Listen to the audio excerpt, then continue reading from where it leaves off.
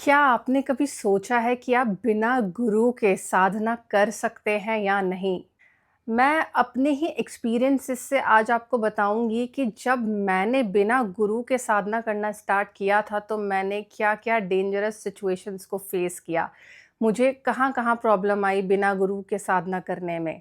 और वीडियो के एंड में मैं आपसे ये भी डिस्कस करूँगी कि आप बिना गुरु के साधना कैसे कर सकते हैं। क्योंकि अब मुझे 5 सालों में इतना साधना किया है गुरु के अंडर में और उससे पहले बिना गुरु के, तो अब मुझे इतना तो समझ में आ गया है कि इनिशियली आप कहाँ से स्टार्ट कर सकते हैं, कैसे स्टार्ट कर सकते हैं। मैंने अपनी स्पिरिचुअल जर्नी स्टार्ट की थी जब मैं 18 इयर्स की थी और मैं जस्ट कॉलेज में आई ही थी। मैंने विपश्यना टेक्नीक से, बुद्धिस्ट टेक्नीक से शुरुआत की थी अपनी स्पिरिचुअल जर्नी की। मेरा उस टाइम पे कोई गुरु नहीं था, बट हाँ, क्योंकि मेरे फादर ने मुझे बोला था कि ये टेक्निक बहुत अच्छी है, तुम्हें करना चाहिए, मेडिटेशन ज़रूर करना चाहिए, और वो भी करके आए थे इस टेक्निक को। तो उन्होंने मुझे रिकमेंड किया और मैंने ये टेक्निक की। अब वहाँ पर विपश्यना के इस टेक्निक के जो गुरु थे, वो थे एस.एन. गोयनका जी। तो इनिशियली उन्हें ही गुरु माना था, ऑब्वियसली इससे पहले मेरे कोई गुरु नहीं थे। बट मैंने उनको ना पूरी तरह से गुरु नहीं माना था। इट वाज़ लाइक कि ठीक है, 10 डेज़ के लिए विपश्यना करने गए हैं, तो ठीक है वो मेरे गुरु हैं। लेकिन अंदर से मेरे कुछ ऐसा आया नहीं कि उन्हें ही हमेशा के लिए गुरु बनाए रखना है। फिर जब मेरा 10 डेज़ का रिट्रीट ख़त्म हुआ, तो उसके बाद मैंने वो प्रैक्टिसेस भी छोड़ दी। उसके बाद मेरे को हुआ कि चलो अब कोई और प्रैक्टिस करके देखते हैं। मेडिटेशन में ही डीप जाके देखते हैं बाकी प्रैक्टिसेस के थ्रू। तो मेरे में ना एक चीज़ बहुत ज़्यादा थी कि मैं ऑब्सेस्ड थी।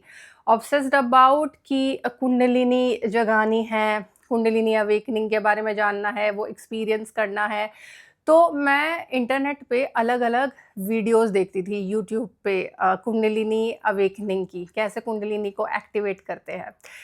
तो उस चक्कर में मैंने क्रिया योग भी किया ऐसे ही ऑनलाइन यूट्यूब पे।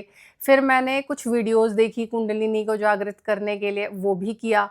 और फिर मैंने बीच में 1 ईयर का योगा में डिप्लोमा भी किया था, तो उसमें भी कुछ मेरे जो भी टीचर्स बने थे, उन्होंने भी मुझे कुछ-कुछ प्रैक्टिसेस बताई, मृत्युंजय जाप और संजीवनी करके कोई मंत्र था, उससे रिलेटेड अपने हेल्थ बॉडी में जो अपनी हेल्दी बॉडी रखने के लिए, healthy body and healthy mind.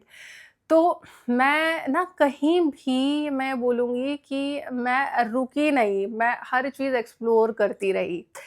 तो मेरा सबसे बड़ा डीमेरिट मैं यही बोलूँगी, लॉट्स ऑफ डिस्ट्रैक्शंस, ये भी करना है, वो भी करना है, एक सही पाथ नहीं था, directionless, I was completely directionless. तो इस चक्कर में क्या हुआ, मैं बहुत सारी टेक्नीक्स करने लगी। कुछ टाइम बाद मैंने त्राटक भी किया, क्योंकि मेरे कॉलेज में एक वर्कशॉप हुई थी मास्टर्स के टाइम, उसमें बताया था, हिप्नोथेरेपी की वर्कशॉप थी वो, और उन्होंने बताया था कि आप अपनी थर्ड आई कैसे एक्टिवेट कर सकते हो। और जब आप अपनी थर्ड आई एक्टिवेट कर लेते हो, तो उससे आप मैनिफेस्टेशन पावर आपकी बहुत ज़्यादा इंक्रीज़ हो जाती है। तो उन्होंने मेरे को क्या, सभी लोगों को त्राटक रिकमेंड किया था कि अगर आप त्राटक करोगे ना, तो उससे आपकी थर्ड आई एक्टिवेट हो जाएगी और आप बहुत जल्दी अपनी लाइफ में कुछ भी चीज़ को मैनिफेस्ट कर सकते हो। तो मैंने सबसे पहले स्टार्ट किया कैंडल त्राटक से, सॉरी, बिंदु त्राटक से। 1 मंथ मैंने बिंदु त्राटक किया, फिर दूसरे मंथ मैंने कैंडल त्राटक किया, फिर थर्ड मंथ मैंने मिरर त्राटक किया। मिरर त्राटक बहुत ही डेंजरस चीज़ है, जिसकी वजह से मुझे बहुत ज़्यादा डर लगने लगा। मिरर त्राटक में क्या होता है, जब आप बिना आइज़ ब्लिंक करे बस मिरर में देखते रहते हो ना, तो उसके बाद आपको दिखाई देते हैं कि आपकी बॉडी पूरी जल चुकी है, आप स्केलेटन बन चुके हो, आप बहुत ही ज़्यादा स्केरी लगते हो, लाइक चुड़ैल and all stuff, ghost kind of. तो मैंने फिर मिरर त्राटक करना बंद कर दिया। मिरर त्राटक क्या, मैंने पूरा त्राटक ही करना बंद कर दिया, क्योंकि उसके बहुत नेगेटिव कॉन्सिक्वेंसेस भी हुए थे मेरे लाइफ में, क्योंकि चाइल्डहुड का ट्रॉमा इतना ज़्यादा था कि उसको कभी हील किया नहीं था। और क्या होता है ना, जब हमारा स्टेट ऑफ माइंड बहुत ज़्यादा नेगेटिव होता है ना, हमारे अंदर बहुत सारे ट्रॉमास होते हैं जिन पे हमने वर्क नहीं किया होता है, तो उससे क्या होता है, त्राटक जैसी प्रैक्टिसेस हमारी लाइफ में पॉजिटिव तो मैनिफेस्ट नहीं करती हैं, क्योंकि हम अभी नेगेटिव स्टेट ऑफ माइंड में हैं। तो मेरी लाइफ में ना बहुत सारी चीज़ें ना नेगेटिव मैनिफेस्ट होने लगी, क्योंकि मैं नेगेटिव सोचती थी। अब मैं नेगेटिव सोच रही हूँ, मैं फिर त्राटक भी कर रही हूँ, माइंड में तो नेगेटिव ही चल रहा है ना, तो वही तो मैनिफेस्ट होगा, जैसा हम सोचेंगे वैसा ही आप मैनिफेस्ट करोगे। तो मेरा ये बहुत बड़ा डाउनफॉल हुआ, इतनी सारी प्रैक्टिसेज़ में इंडल्ज होना विदाउट गुरु। इसके बाद मेरे को रेकी भी चाहिए थी। मुझे था कि रेकी से भी बहुत कुछ होता है, क्योंकि यूट्यूब में ना मुझे लगता है इतना ज़्यादा नॉनसेंस आजकल स्प्रेड हो रखा है ना, जिसकी वजह से हम उन चीज़ों को कर लेते हैं और बाद में हम बहुत ज़्यादा रिग्रेट करते हैं कि हमने ये सारी चीज़ें क्यों की। क्योंकि जब तक हम उसे एक्सपीरियंस नहीं करते, जब तक हम बस उसको सुन रहे हैं यूट्यूब के थ्रू या बाकी और सोर्सेज़ के थ्रू, तब तक हमें लगता है वाओ! ये तो बहुत अच्छी चीज़ है, बहुत ही फ़ैसिनेटिंग है। लेकिन जब हम उसे खुद करते हैं और हमारे साथ कुछ नेगेटिव हो जाता है, तो प्रॉब्लम हमें समझ में आती है कि ओह! ये हमने क्या कर दिया। तो फिर जो मेरी टीचर थी कॉलेज में ही, थेरेपिस्ट थी वो और लेक्चरर भी थी, तो वो हमें साइकोथेरेपी पढ़ा रही थी उस टाइम पे। तो उन्होंने रेकी भी की हुई थी, रेकी सीखी हुई थी, तो उन्होंने सारे स्टूडेंट्स को रेकी दी, तो उन्होंने मुझे भी रेकी दी। इसके बाद क्योंकि हमारा सब्जेक्ट था साइकोलॉजी में साइकोथेरेपी, तो उन्होंने हर स्टूडेंट पे साइकोथेरेपी भी की, जिससे कि स्टूडेंट्स को ये समझ में आए कि आगे फर्दर हम साइकोथेरेपी कैसे देंगे अपने क्लाइंट्स को। तो उसके लिए उन्होंने हर स्टूडेंट पे साइकोथेरेपी किया। तो उन्होंने मेरे पे भी किया। अब ये चीज़ बहुत ज़्यादा इम्पोर्टेंट है, नोट करने वाली है कि आप किसी भी थेरेपिस्ट के पास थेरेपी के लिए नहीं जा सकते, क्योंकि आपको नहीं पता उसे किस लेवल का एक्सपीरियंस है, और अगर उसे एक्सपीरियंस नहीं है ना, तो वो आपका पूरा केस बिगाड़ देगा, ठीक है? मेरे साथ यही हुआ कि उन्होंने जब मेरे पे थेरेपी की तो मेरा सारा केस बिगड़ गया। मेरे जितने भी ट्रॉमास थे चाइल्डहुड के, वो सारे अवेयरनेस में आ गए, कॉन्शियसनेस में आ गए, और मेरे लिए प्रेज़ेंट रियलिटी वही बन गई, सारे ट्रॉमास एंड ऑल। जबकि प्रेज़ेंट में सब कुछ ठीक था, प्रेज़ेंट में ऐसा कुछ भी नहीं था, लेकिन जो मेरा पास्ट था ना, वो मेरे प्रेज़ेंट पे हावी हो गया और मेरा प्रेज़ेंट पूरा पास्ट बन गया उस टाइम पे।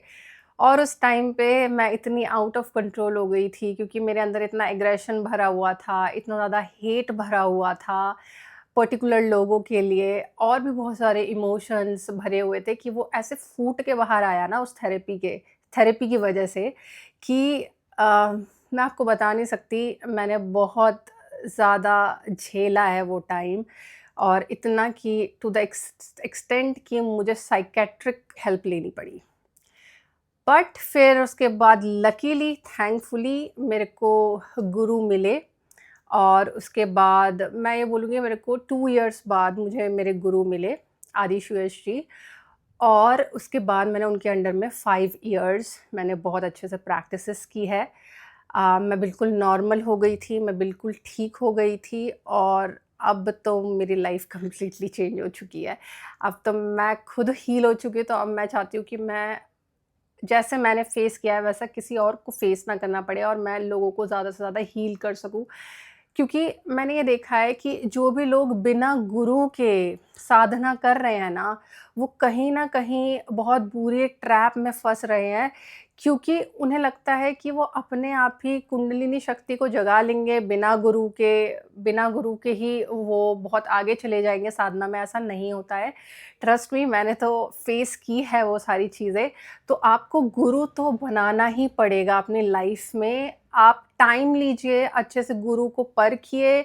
जब आप पूरी तरह से गुरु को परख लें, उसके बाद उन्हें गुरु बनाइए। ऐसे ही आउट ऑफ नोवेयर आप किसी को भी गुरु मत बनाइए, क्योंकि उससे भी हानि होगी। उससे भी आप स्पिरिचुअली आगे नहीं बढ़ेंगे। बाकी अब मैं कवर करती हूँ कि कैसे आप बिना गुरु के साधना कर सकते हैं।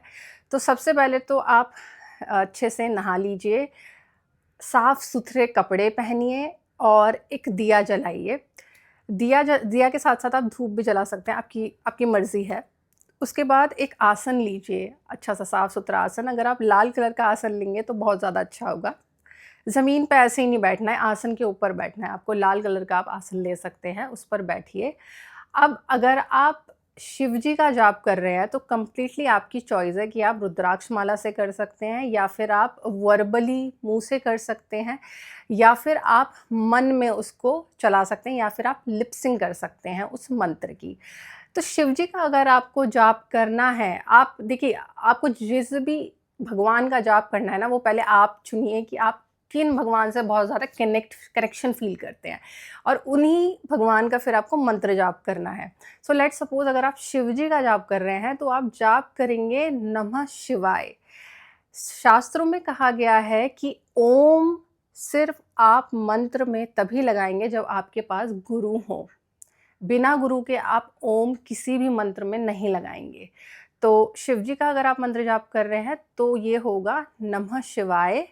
अगर आप देवी का मंत्र जाप करना चाहते हैं तो ये होगा देव्यै नमः। अगर आप गणेश भगवान का जाप करना चाहते हैं तो ये होगा गणपते नमः। अगर आप राम भगवान का जाप करना चाहते हैं तो सिर्फ़ राम, राम, राम, राम। इवन आप हनुमान जी का भी अगर जाप करना चाहते हैं तो भी राम, राम, राम। हनुमान जी का अपना कोई मंत्र नहीं है। राधा का अगर आप जाप करना चाहते हैं तो राधा, राधा, राधा, राधा। इसके अलावा आप किसी भी भगवान का अगर मंत्र जाप करना चाहते हैं तो आप मुझे कमेंट सेक्शन में लिख सकते हैं कि आप किन भगवान का मंत्र जाप करना चाहते हैं, तो मैं आपको उनका मंत्र दे दूँगी, जिससे कि आप ईज़िली उनका मंत्र जाप कर सकते हैं।